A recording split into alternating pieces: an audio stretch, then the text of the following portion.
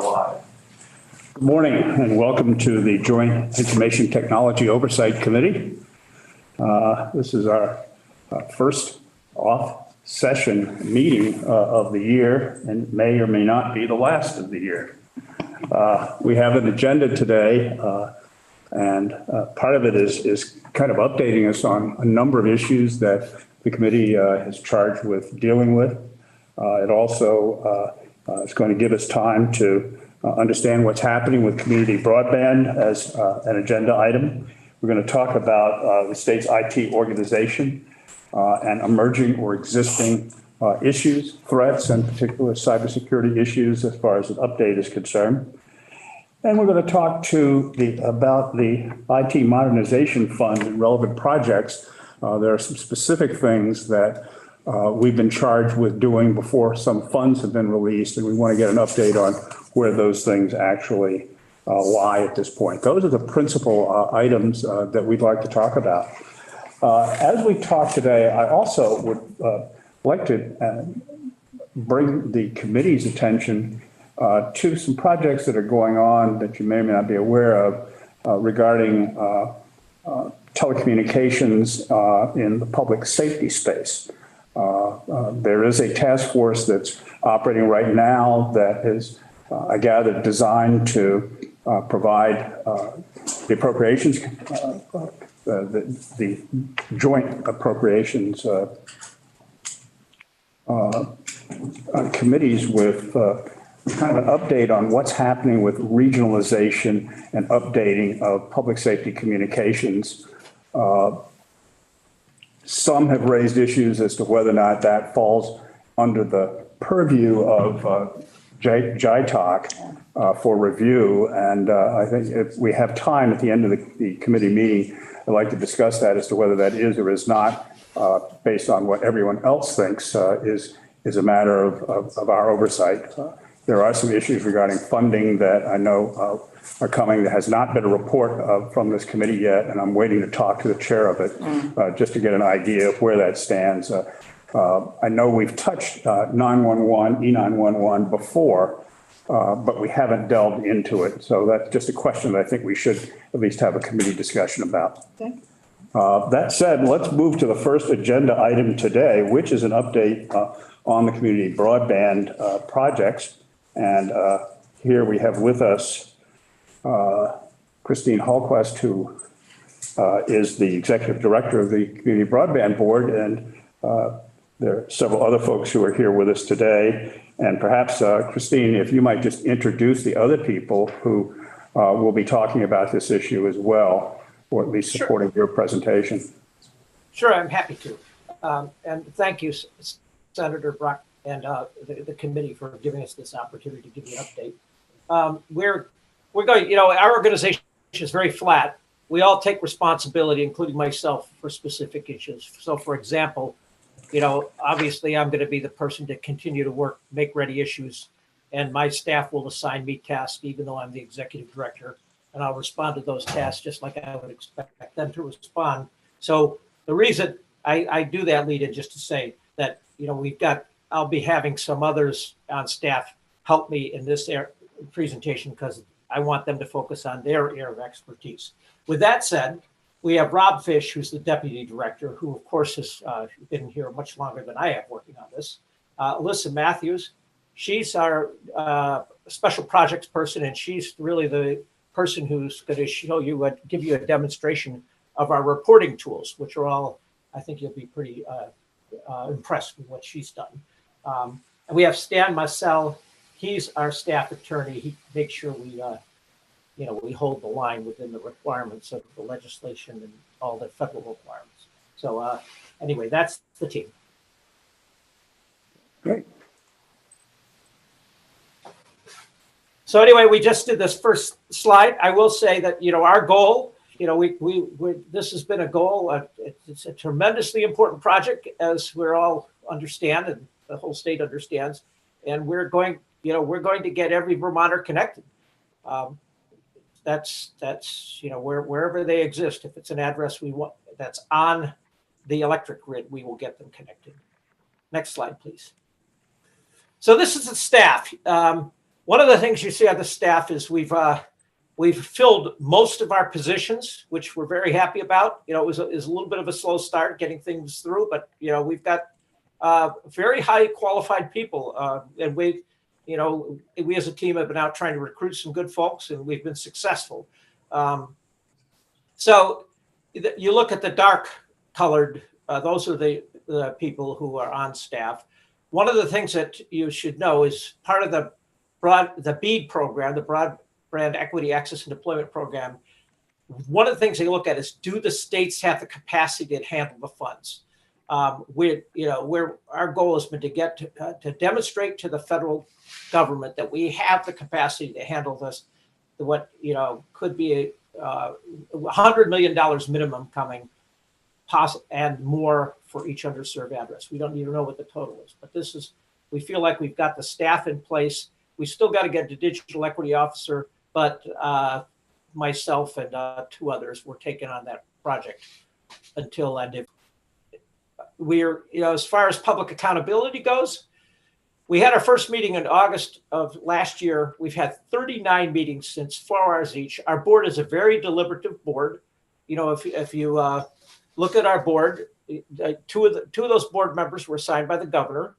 One was assigned by the Senate, one was a House, and one by the CUD. So we have Laura Sibilia, as you all know her. She was chosen by the CUDs. The governor assigned Patty Richards, who was a former executive from Washington Electric Co-op, and Brian Otley, former from GMP, as well as myself. And then we have Holly Groschner and who am I missing? Holly and Rob, who am I missing here? Anyway, next slide. So anyway, this is really the goal of the program. Essentially, it ties to what I said at the beginning. We want to get high quality, affordable broadband to every Vermont address. Next slide, please. So this is important to talk about the funding model. This is really where the rubber meets the road. How are we going to get how are we going to get everybody connected? So our goal is to get to 60% equity funding, meaning if you look at the total project cost, the total capital cost for a project, we want to get that 60% of that funding through grants. Why is that important? That's important because essentially the CUDs are startups. In order to get to the bond market and the loan market, they have to have a high level of equity. And this will get, we've really tested this with financing groups. If we get to 60% funding, they can fund the rest through loans or bonds. Now, the challenge with that is that we still want to make it affordable. And I'll talk about that in a minute, because if you look at 60% funding, we run models, and that 60% funding shows that you need to get an average revenue per paying customer of around $90. So if you think about $90, that's not necessarily affordable for a lot of Vermonters. Now, you can get $30 of that will be paid for through the federal Affordability Connect program, but it's still, that's a significant delta for people who are struggling. But we'll talk about how we can deal with that. The model pretty much has the CUDs building and owning their infrastructure that provides oversight. One of the goals of Act 71 is to ensure public oversight. That's how we're doing that, and the operator provides service. So the idea here is public-private partnerships are important. We've got telecom folks, telecom companies, lots of them throughout the state of Vermont that know how to do this work. We don't need to reinvent the wheel by operating and maintaining these networks. What we really want is public accountability. So the operator provides the service and the operations and maintenance, but the CUDs continue to build and own infrastructure. As I hit bullet 3 above, but on bullet 4, I really want to touch on this. So I talked about that average revenue per paying customer of $90. That's with 60% funding. But statewide, an additional $50 million in grants reduces the customer rate by $10 a month. So with 60% equity funds, we're looking at $90 ARPU, but we could drive that down to $50, below $50 if we 100% grant fund this, which really ties to the work we've been doing. We've been aggressively going after grant funds wherever possible. Our goal is to try to get to 100% grant funding. That addresses the affordability issue, because if you could get the average rate per paying customer down to $50, and you've got $30 that comes from an Affordability Connect program, and we figure there's another $8 to be obtained through those other programs, now you got a $12 difference, right? So at that point, we know the CUDs can build a model that makes it affordable for the low-income folks to provide access. But remember, the thing to remember is the reason this area, the underserved, are underserved is because it's only profitable, and I'm going to use some rough numbers for example, but it's only profitable for the private telecom providers to get to areas with 20 passings per mile or greater. Now you can drive that to a nonprofit to maybe 12 or greater, but what we're looking at today in the underserved areas, we have 8 passings per mile. So it's a very difficult business case, and that's why folks haven't been out there. That's why it's so important to focus on grant funding in order to drive those costs down and make sure everybody gets connected. Next slide. So I'm going to turn this over to Rob Fish to talk about the grant programs. Great. Thank you, Christine. Yeah, Thank you. Yeah, hang on, Rob. This gets to our areas of expertise. Rob's area of expertise is focusing on the grant programs, making sure they're set up and make sure they meet all the needs that's identified Act 71, our board and others. Go ahead, Rob. Looks like there is a question first. Yeah, Senator Brock, could I jump in? Just a quick question. Please. Christine, thanks for being here. Could you help us understand how worried we need to be about interest rates changing and how that factors in to bond markets, et cetera, and your modeling? Oh, thank you for that, Senator Pearson, because that's a really important point. When I talk about that $10 model, that's based on an assumed interest rate of 5%. Now, if the interest rates go higher, of course, that average revenue per unit has to go up to provide those interest rate sensitivity is important for us to focus on. Now, when you look at the team that we've hired Adam Bornstein to help us seek lower interest financing. We know, for example, USDA financing is still somewhere around below 3%. There are federal programs we can tap into. I think this is really, with what's happening with interest rates, has really created and highlighted the importance of seeking alternative funding. If we had to go to the traditional financing market, those interest rates could impact us. Now, let me make a point, however. What we're seeing from interest rate inflation is happening on short-term borrowing. The good news is we haven't seen the pressure on long-term borrowing yet, but we want to pay close attention to that. The long-term borrowing is still fairly is not being impacted by the short-term federal treasury rates. Great, thank you. Yeah, go ahead, Rob. Back to you.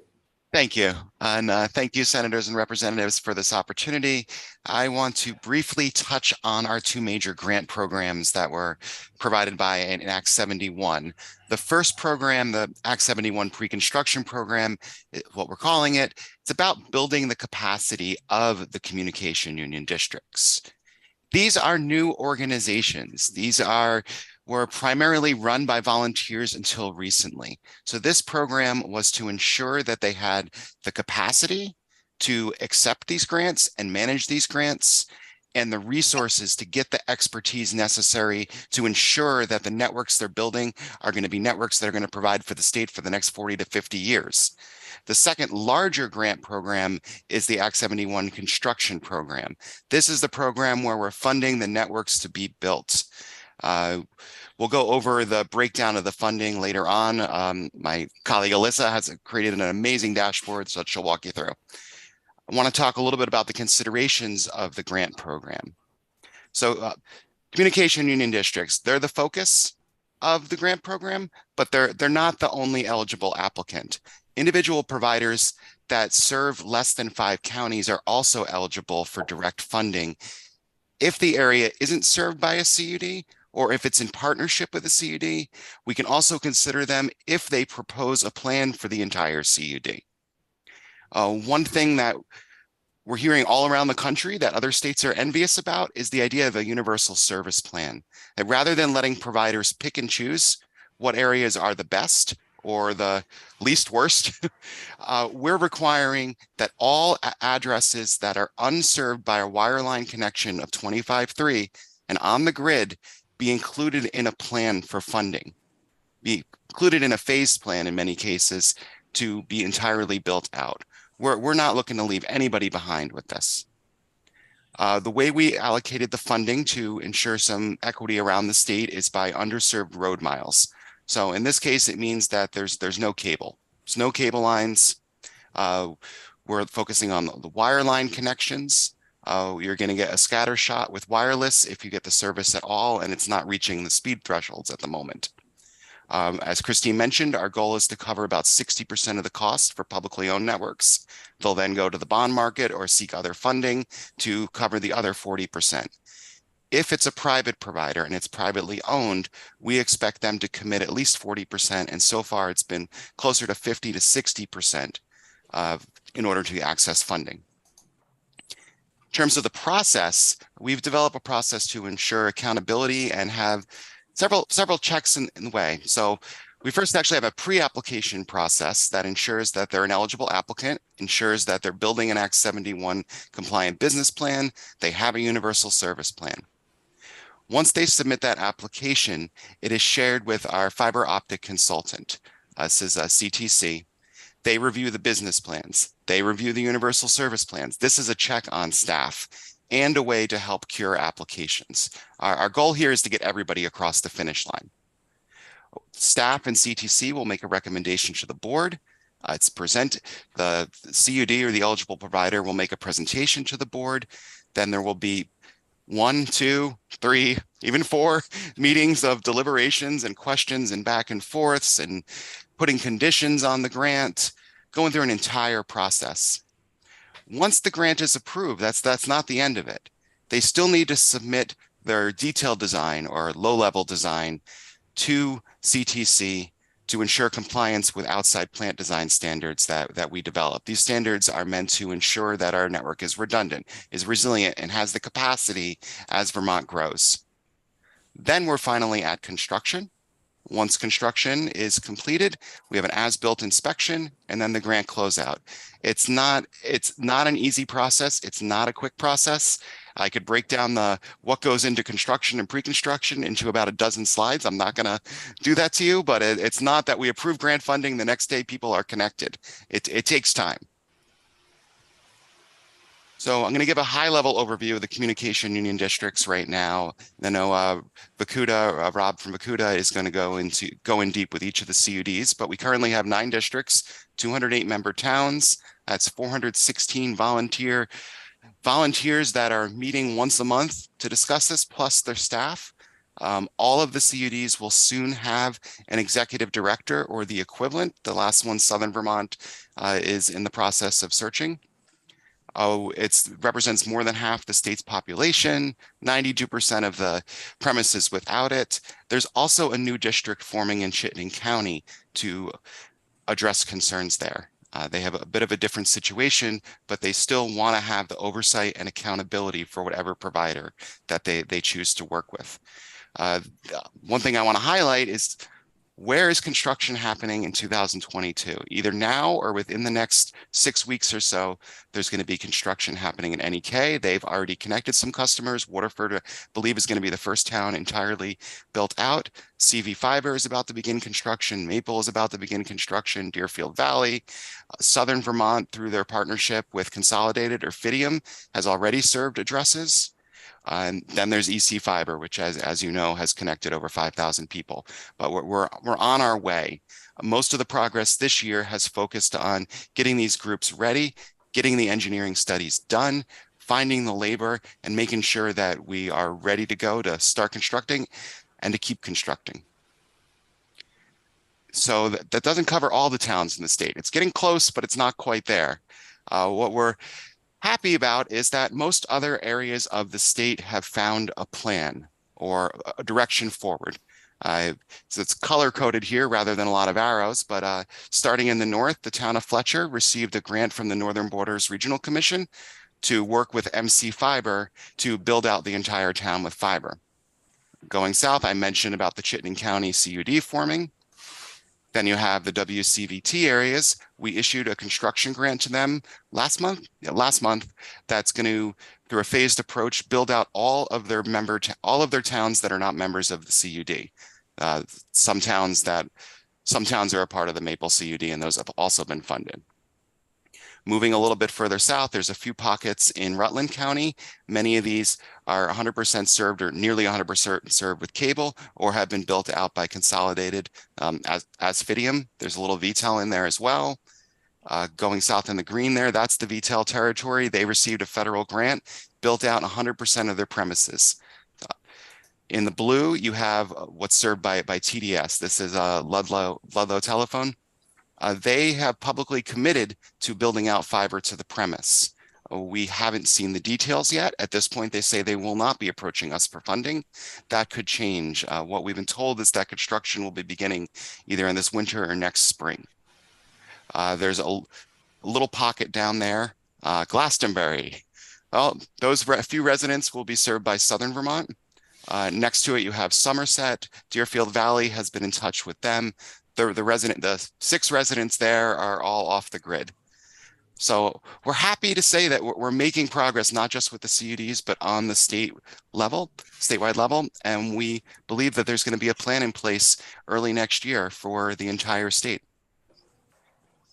So we'll talk briefly about the funding, and then I'm going to turn it over to Alyssa to share the dashboard that's been developed. You'll see a little snapshot of this here, but we have, thank you to the representatives and senators. We have $150 million from the ARPA State Fiscal Recovery and $95 million from ARPA Capital. As Christine mentioned, we're expecting at least $100 million from the BEAD, but the infrastructure bill. This is the BEAD program. It could be a lot more. The $100 million is the minimum that's going to each state. We'll talk later about the data issues that create that giant delta between 100 and whatever it could potentially be. So it's a lot of money, but we are facing inflation, rising interest rates, material shortages, workforce delays, and delays with that program. That we'll get into that after we dig deep into the data. So I'm gonna, unless there's questions right now, I'll turn it over to Alyssa and she'll go deep into the numbers.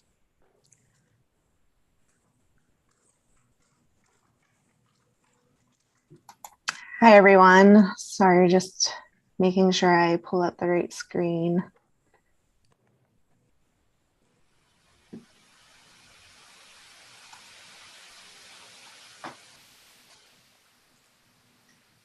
Does that look okay for everyone? Yep, looks good. Okay. So this is it's an interactive online dashboard that we have created in partnership with Stone Environmental out of Montpelier. As you can see, we have awarded, as Rob mentioned, we've awarded $121.8 million out of that $245 million that of those ARPA funds. 90 million of that is construction, which you can see in green on the map. You can also shift and see that 22 million, over 22 million has been awarded for pre-construction grants, shown in yellow on the map.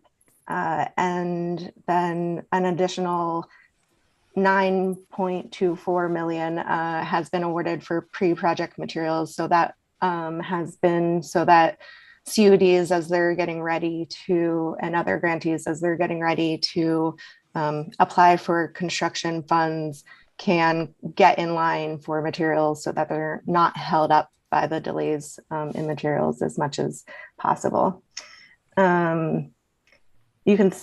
This is totally interactive. We're also going to be adding funds spent to this as we continue going. So the VCBB is supported by grants and contracts admin and other admin and financial management services over at the Public Service Department, as you very well may know. We're working with them so that we can get kind of an auto flow setup of financial information to make sure it's not just the money that is available and the money that has been awarded, but we can also track spending on the same dashboard.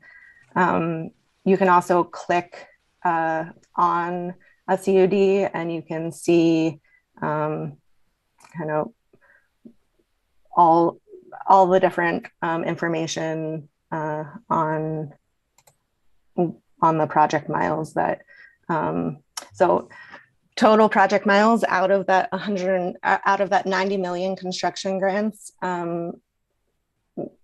over 2,000 miles are planned for construction with that, and that will reach 15,000 eligible addresses. So those are the underserved and unserved addresses that Rob mentioned. So this is mostly focused on funding. Yeah, let me just add, if you don't mind, I'm going to add something here on the addresses. I think if you could stay on that slide, if you look at where we are right now, it's really, we're doing fine. If you look at, a 5-year plan, we've got 15K out of 64K addressed. However, what I'm going to say here is that we're actually going for the hardest addresses first. This is kind of different than how you do it from a traditional revenue model. Traditional revenue model, right? You would go for the most dense area first, but we're actually trying to target the hardest unserved area first. So this is actually, we will be faster as the years move on, but even saying that, we're still in good shape. Thanks.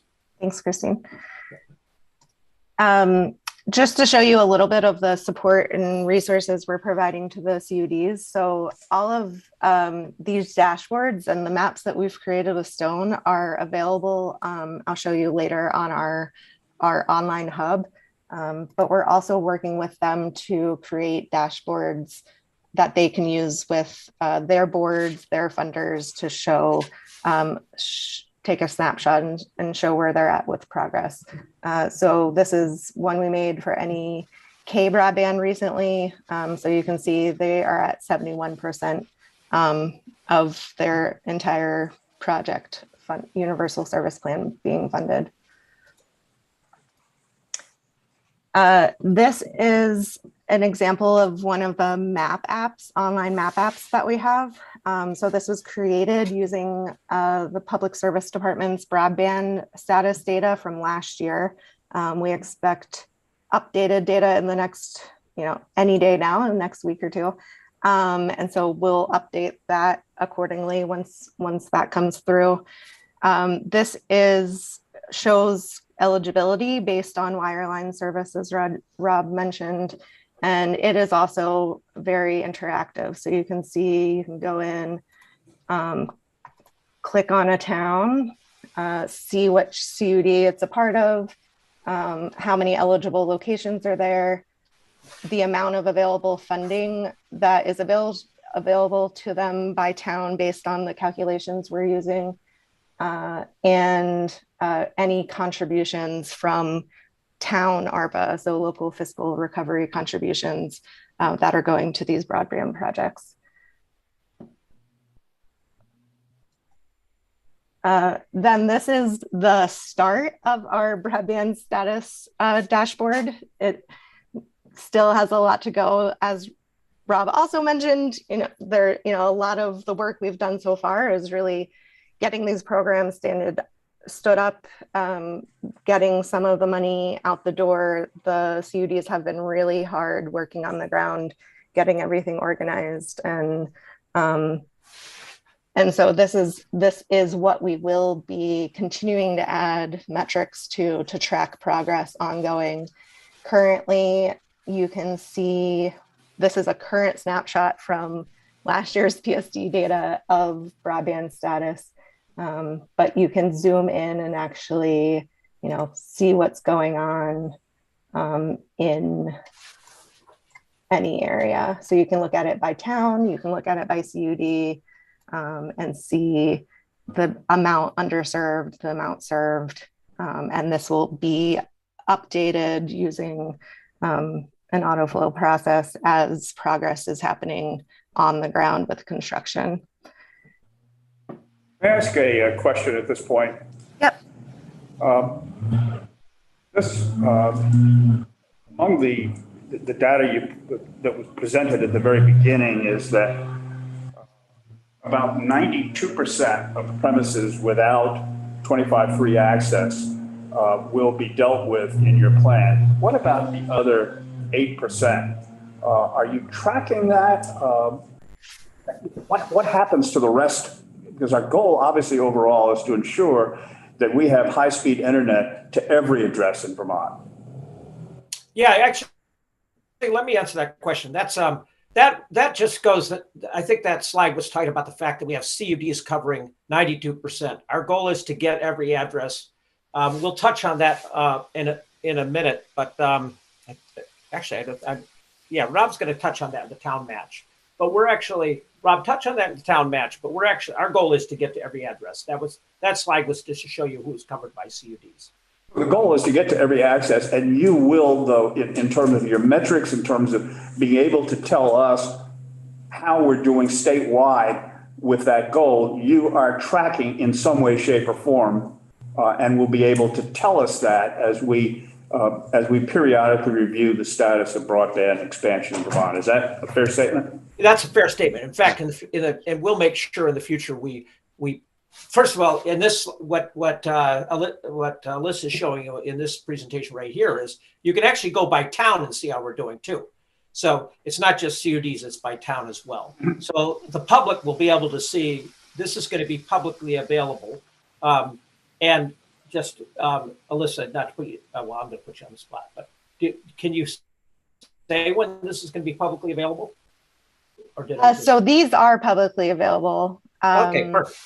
But we're continually updating them and adding more tracking and metrics to them so that they're just able to give as much information as possible, as timely as possible. So at the minimum, it will be monthly updated, but much of the data that is going to be tracked will be even down to weekly or technically even down, we can go down to daily even, but yeah. All right, great. And so we're going to, my point being, this is going to be publicly available. We're going to do quarter by quarter forecasts of what the CUDs are planning to do.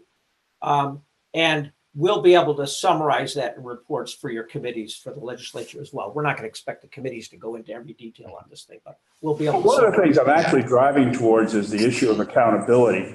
Where there's CUDs, we can look to the Community Broadband Board and the individual CUDs for accountability to ensure that we do, in fact, get broadband to all those addresses. Is there a hole with the 8% in terms of who is accountable, if anyone? May be for the rest of the state. We are accountable for every address. You can hold us to that, and we will be reporting on. My point is, you'll be able to track and report that. If we provide grant funding, we're going to be having measures in place to be able to track it and be accountable. If it's privately funded, if it's a private build out, we're going to get the updates on those addresses likely on a yearly basis. But if there's if the ARPA funds or the capital funds or the BEAD funds are going there, you're going to have an update a lot sooner. Representative Sevilla? And I know Representative Feltus had her hand up first. Thank you, Senator Brock. Is part of that 8% all It's part of that, the addresses that are off grid, No, or only counting the ones that are on grid? yeah, let me take a moment to clarify. That slide apparently created, that point apparently created confusion.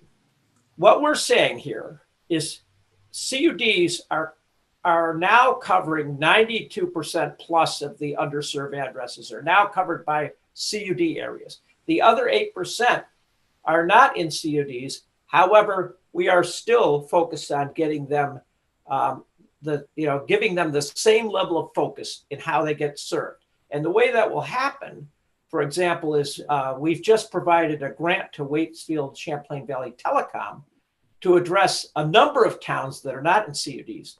So we're looking to private providers, and we're working carefully with all the private providers with their plans, and they've been very cooperative in sharing those plans with us, because our goal is to use the taxpayer funds to get to the under and unserved areas. Meanwhile, we're also making sure that everybody gets served one way or another. So we are working with the private telecom carriers. We have issued grants to Waitsfield Champlain Valley Telecom for a number of towns that are outside of CUDs, and we're holding them accountable through the grant funds to get that done. But even those areas that aren't getting grant funding, for example, Consolidated has been very open with us on their plans on where they're going to get fiber. Our goal is to get to 100 by 100 fiber to every address.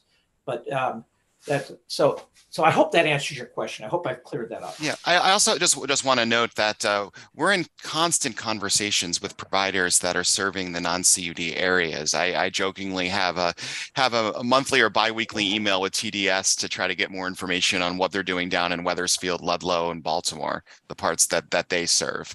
We've been meeting regularly with the Chittenden County Regional Planning Commission in preparation for them to launch a CUD. There's votes happening next Tuesday in 5 of the towns, and we expect probably another 2 or 3 of the towns to join afterwards by a select board vote. So the point of that slide was just to show that we're getting close to our goal of having the vast majority of the state covered by a public organization that can provide additional accountability and oversight. So, Senator, Yes. may I now? Yeah, So please. I want to hop in here because I know what you mean by accountability, and it's not, it is not the same as what we're talking about here. So there's no one that is required to ensure that anyone gets service. We have set up a model that requires when a CUD comes forward with a plan, they have a universal service plan, as you heard. So for everyone, there's a mandate. We hold them accountable to that. For construction grant funds, same thing. We can hold them accountable to that. VCB is supporting all of that. Towns that don't have CUDs, as you've heard, they're required to have a universal service plan. So we can hold folks accountable to that. But I want to make sure we're crystal clear that the VCBB has no mandate to ensure that every Vermonter is connected. They are facilitating that work, and their mandate is through universal service plan. So But our goal is to have 100% coverage that of is, residences on the grid. yes. The only point I wanted to make is that in the Northeast Kingdom, in my area, for instance, there are a lot of residences. They're on the 911 list because they're residences, but they are off the grid. And so we are not trying to connect to them because they're off the grid. So that, and I realize that's probably a very small number in terms of the total number of addresses in the state of Vermont, but nevertheless, it does skew the numbers a bit. Well, the goal that we have set out, we've certainly talked about to the public, Yep. though, is that we are 100%. going to get high-speed internet to every home in Vermont. And again, I understand the specificity relative to the grid, but that's the public relations, Right. if you will, message that we've got. And so my question, and I think you hit it correctly, is there accountability? Is someone accountable for actually doing that? We know that the broadband board is responsible for those areas in which we have community broadband Or public funding, or public funding, or public because funding. as Christine. There may be some Yeah. places where that is not the case, and what I'm trying to understand and to determine whether or not there's anything we can or should do about it is, are we leaving some people potentially behind where nobody's accountable for actually doing it? We have, a statement out there, but nobody's actually accountable for delivering on it. Right. Yeah, let me just say. If you have a town that is not working with a CUD, that is not working with a private provider, and there's no provider that's interested, those people are in jeopardy. Yeah, So- and also I will tell you, the off-grid folks, there's laws of physics that get in the way with that. If they're not connected to the grid. So if the off-grid folks had an expectation they're going to get connected, I want to make it clear right now, there will be places that it's impossible for us to connect because with reliable 100 by 100 broadband. The reason being because, I'm sitting here, I won't get into that detail, but a person could be sitting in a pocket below a ridge line that wireless can't get to, and they don't have a line connected. So there's places where it's going to be physically impossible for people to get. Now, they could go purchase Starlink, for example, that gets into a whole, Starlink is not reliable. There's all kinds of problems with that. But that's not 100 by 100.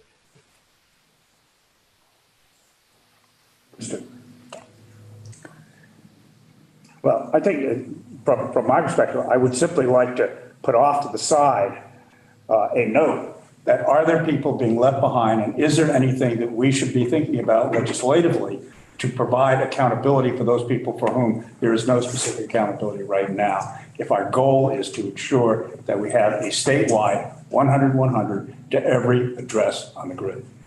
I think we're getting close. I think Christine Christine and Rob are doing a great job. Getting people that aren't involved into the fold, but I think that's very, very helpful. But again, I am concerned about who might be left behind, whether or not we are going to be able to deliver on that. And again, we'll put this note off to the side as something to follow up on later. We'll be glad. Senators, they're choosing. We're at the point where folks are choosing to be left off. Not 100%, but we're making decisions now that we don't want to work with a CUD, we don't want to work with a provider, we don't want to. So, which is a much better place than where we started, which is no choices and people were not covered. Well, I guess the question is who are making those choices? It's communities. Those choices, communities, but in those communities, there's some people who will be left behind. And those are the people I'm concerned about. Yes. Agreed. If 51 people in a 100-person community decide we're not going to pay for it, well, there are 49 people who are left behind. Right. And I'm concerned that we don't want to leave 49 people behind. I agree. Now, I think that's small number, relatively speaking, and I understand that. But that's my concern. Yeah, I'm very sensitive to time here because I want to give Rob Vitske a chance. So we're going to, that's a really important follow-up, and we will work with you on that. So let's. Please go ahead, because I know we have a limited amount of time. I don't want to. Yeah. And so Rob, why don't we go back to the slideshow, and I'm going to skip a few things in order to get to Rob Vitske, at least give him 10 minutes. I'm going to crank through the rest in 4 minutes. I apologize for that. But go ahead, Rob, pull up the presentation. So we're addressing key constraints. I'll just make the point that, my personal focus, my job that the staff has assigned me to is I'm the make ready person. Make ready, is a critical area that's critical to schedule, critical to cost. So we're going to keep focusing on that. All these others we've got plans to address, but those are the issues. Next slide, please. Capital markets. I talked about interest rates and all. We're paying attention to all these things. We've got. We're so happy that Adam Bornstein is here. He's very creative at looking at different funding sources. One for example, environmental, social, and governance bonds are lower interest bonds.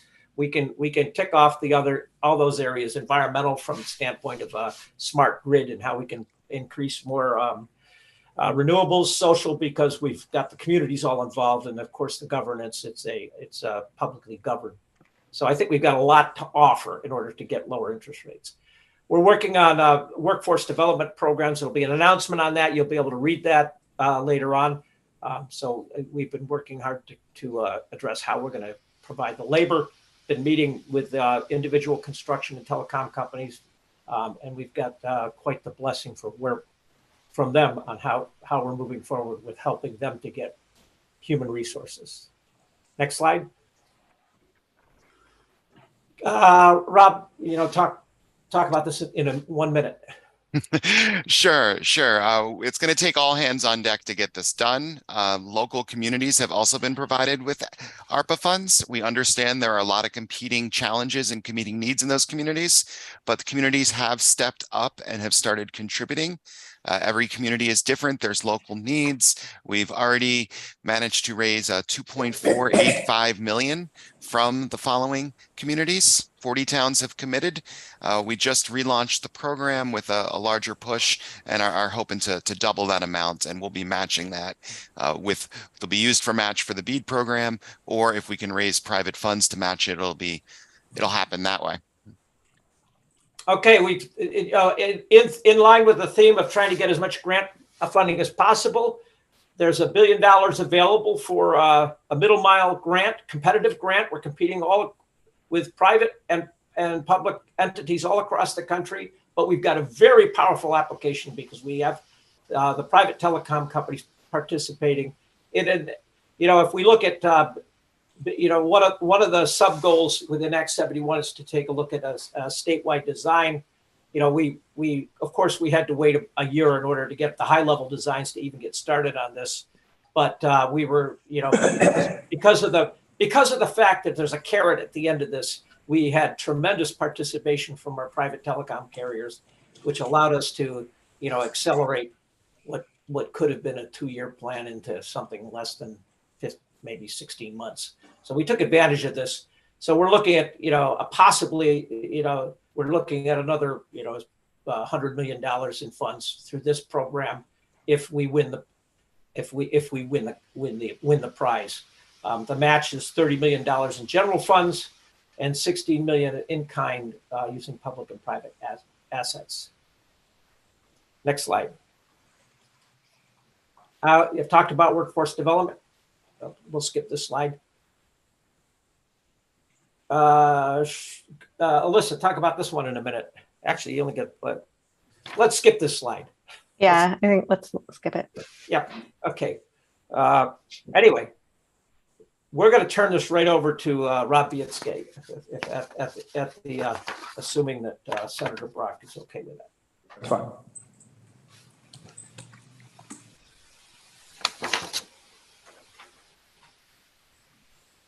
Great. Can you see my slides? Yes. Great. Thank you. And thank you for having me here today. I'm here representing VCUDA, which is the Community Communications Union Districts Association. And our job is to kind of do at scale those things that the individual CUDs can't do on their own. And obviously one of those things is to represent the group in front of folks like yourself. So thank you for the invite. I'm about 2.5 months into this, and so I'm still learning and just really delighted to be part of such an amazing effort. I'm going to walk through very briefly what's happening in a number of the CUDs across the state. And, I'm not going to read everything on the slides. There's a lot of takeaway here for those of you that want to drill into specific communities and what's happening there. I will start just with the national perspective, and I think Christine hit this correctly. I, in my prior job before coming to this role with VCUDA, had an opportunity to work with a number of networks across the country and even across the world. And I can tell you from anecdotal conversations and hearing what's happening in other states even today, Vermont is way ahead. And sure, there are problems and challenges to get to 100% and other things, but the pre-pandemic leadership here with Act 71 in creating the CUD model, and then the activity in Act 79 really sets the state apart in terms of having this universal service plan and a way to implement all the federal dollars that have started funding. So I just want to say, as we can find all the things that we can improve, and there are some for sure.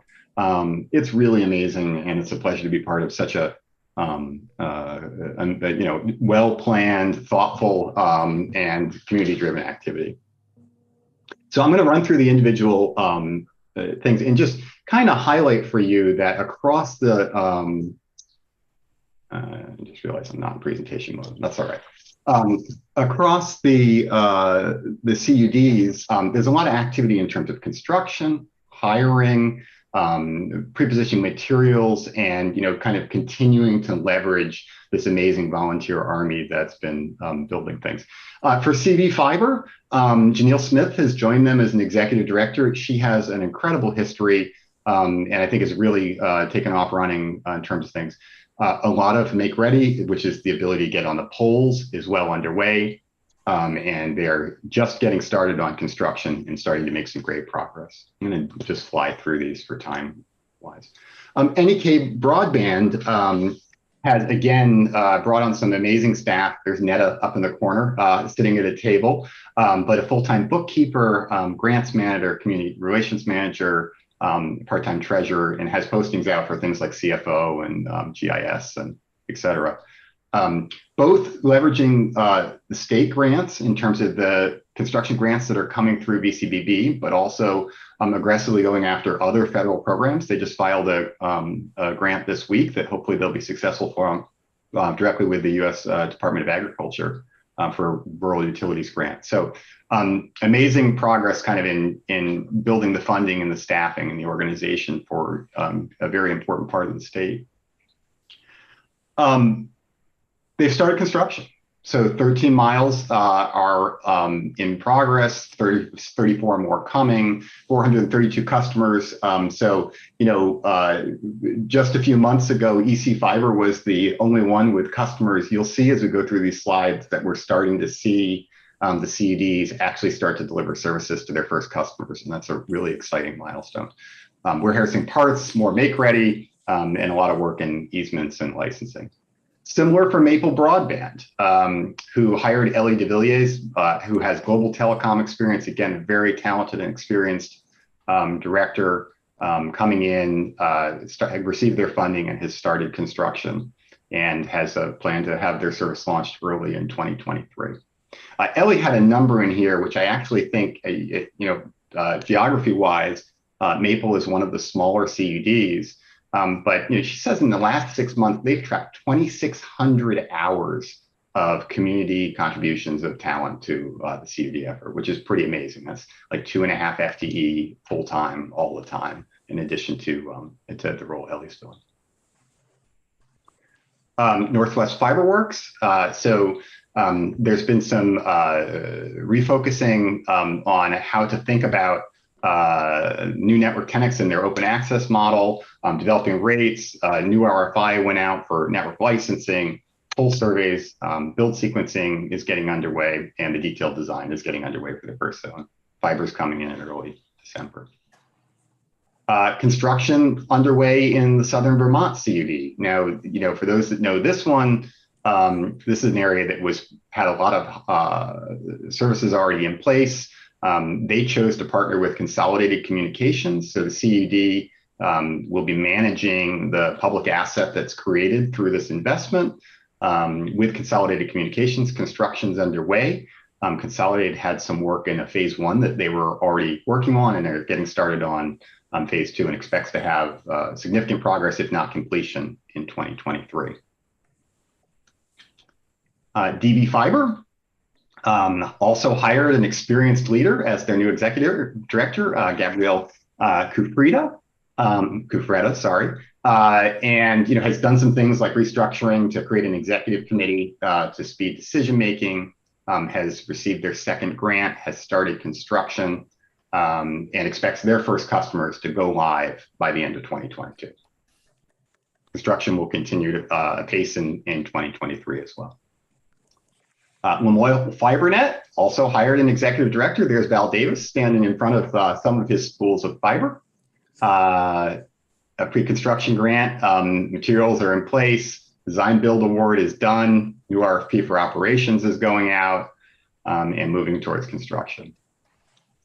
And then, finally, EC Fiber, who you all know has been around for a long time, continues to grow both in terms of constructing new areas and bringing on new customers. I think Rob Fish mentioned 5,000 customers, and in a chat room, it's actually up to 7,500 customers who are taking advantage of EC Fiber services. As you know, EC Fiber used the municipal bond market to fund a lot of their activities before the federal funding was available. And they continue that approach as well as looking at the new funding service. So new service areas coming online and are under construction, new towns being added. The design activity for 8 new towns is finished or will be finished very shortly. And new towns like Fairleigh and West Fairleigh and Bradford, construction is underway. I added on this one a picture of kind of some of the things people look at when you do make ready on a pole. And I just wanted to highlight, even though EC Fiber is years ahead in terms of, its development curve, they remain a very critical resource to the rest of the CUDs. And, just as an example, in the last few weeks, there's been a lot of information sharing from EC Fiber to the other CUDs about pole make ready best practices and, kind of efficiency. And so, this kind of collaboration and sharing and having EC Fiber's experience is just critical and appreciated across all the CUDs. Sorry, I'm speaking so fast. The last piece, I think, was just some of the high-level risks that we're thinking about and plans for mitigation. And there are others. These are the leading ones that are kind of at the top of the pile. And so, for instance, the new FCC program and the bulk of the money that will come through BEAD is dependent on these FCC data maps. And, Christine and team and the Department of Public Safety, I think, are actually very much on top of this. Again, Vermont's ahead in terms of being organized. But as we see the first batch of data, there are a lot of mistakes in what the feds have. And they need to be corrected because they affect our funding formula and our allocation in the BEAD program in the coming years. And so I think we're on top of this, but we've got to get the mapping data correct and get the maximum number of unserved locations represented for Vermont. And then we've got to really track how we leverage that massive amount of funding flowing into the CUD programs and finishing the job here. The pace and cost of make ready, so as you can see from the hiring and the planning and the activities in the 9 CUDs, they are all kind of hitting the ground running and ready to go. And as you would hope and expect in their focus on delivering on this mission of serving every unserved and underserved address, would like to go as fast as they can. And so they're putting in thousands of poll applications to the providers. That is starting to be ahead of the run rate that the providers have done in the past. And so we need to keep thinking about how best to collaborate, communicate, and coordinate that activity so that we absolutely stick to plan in terms of timing across the state, but hopefully even do a little better than the 5-year plan. And so this is a big area of collaboration and coordination. The relationships are great. The Team Vermont spirit of getting this job done across the power companies and the CUDs is great. Christine and her team have been spectacular in terms of helping to coordinate some of those communications. But it's a lot of work, and it's a huge task to keep this coordinated and on the right path. Another one that's coming is, so as the FCC mapping program gets bogged down and we are unclear exactly when BEAD will be able to release funds, is just the potential gap in funding between the construction that's happening under ARPA and the construction that can happen under BEAD. And, it would be terrible to get everyone motivated and humming along building construction at 110%. And then have a gap before the next batch of funding comes along. And so it's something to keep in mind as we think about how best to manage it and deliver on the promise statewide as soon as possible. My last slide is just going back to the original national perspective. This is an amazing effort here in Vermont. You see, I hope, in the excitement from the CUDs and Christine and team, that, we are really beginning to deliver on the promise and on the mission. And services are being turned up in places where they've never been available before. And it's worth celebrating the progress, and especially the people. I had a hard time finding pictures of all the people working on this because we've all been working remotely for the last couple of years. But to remember there's hundreds of people in every single town that are making this happen across the state. So thank you.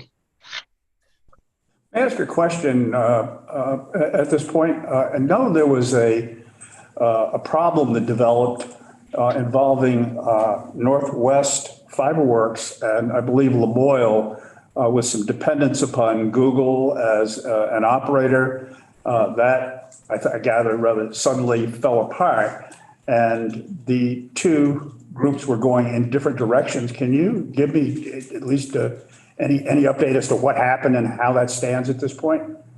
Yeah. Well, you want me to talk about what happened and then you talk about where it stands, Rob? Sure. Yeah. So, essentially what happened is, I think Google, I'm going to kind of accuse Google of doing a little bit of a bait and switch here. They talked about funding, providing funding, of something around $1,200 per address. But they were doing that over 30 years. Then they were doing $3.50 per address per month. And if you do that over 30 years, the net present value of that money, because Lamoille and Northwest have to go borrow that money, was less than half. So it financially just was not, and we were kind of warned about that with Google, but that's the background. It just doesn't work financially. Go ahead, Rob. You can pick up a little. Yeah, and I would just say that I talked to Northwest in the last couple of days. I actually think they're okay with this now, and in some ways, I think you always learn from these experiences, and so I think they think that their next round of contracts and RFPs will be improved by this, and that their business model will be improved by it. Obviously, a little bit of time lost, but not much. They're right, as the slides say, they're picking up steam again. So I think they're okay with it. They've got solutions. The model still works, and they think in fact it may even be improved a little bit by the change. I think it shows the system worked that they noticed this before they signed the deal. The last thing we want to have is a network that's underwater, that was paid for with public funds and ends up going to the largest company in the world. So this just says that it works. It's disappointing, yes, but in the end, we think it's a good thing, a learning experience, and is going to help them get further, faster in the end, and be more sustainable, because we want these networks and any of these efforts to be sustainable. So there was lost time, but minimal lost time and no impact on construction. Is that a fair statement? Just time. Just time. No, I think the model still works. The design is still extremely similar. It's going to be a different partner with probably a different name than the big company. Please go ahead if there's more. Unless any other members have questions at this point? Please. Great. Thank you. Yeah, thank you for this opportunity. Thank you. Thank you again, and appreciate the information. Looking forward. Now, again, the fundamental question is, well, when's all this going to be finished? Well, we're on it. We're. I would say we're ahead of schedule on a 5-year plan. I wouldn't want, there's a lot of CUDs that believe they're going to get this done in 3 years, and I think that's good, but anybody that's involved with construction projects knows that things can happen. So I want to underpromise and overdeliver. I think it's also important to say that we're ahead of the rest of the country, and that's something we should be darn proud of. Like every week we're getting requests from around the country of being like, oh, you did that. Oh, you saved $2 million on fiber. Oh, you have fiber for construction. You have these CUDs. The Vermont model is working, and thank you for making that possible. Well, again, thank you very, very much for the update. We will certainly look forward to future updates to see where we're going, and we appreciate it. We've now come to the end of this presentation. Let's just take a 8-minute break, and we'll start again.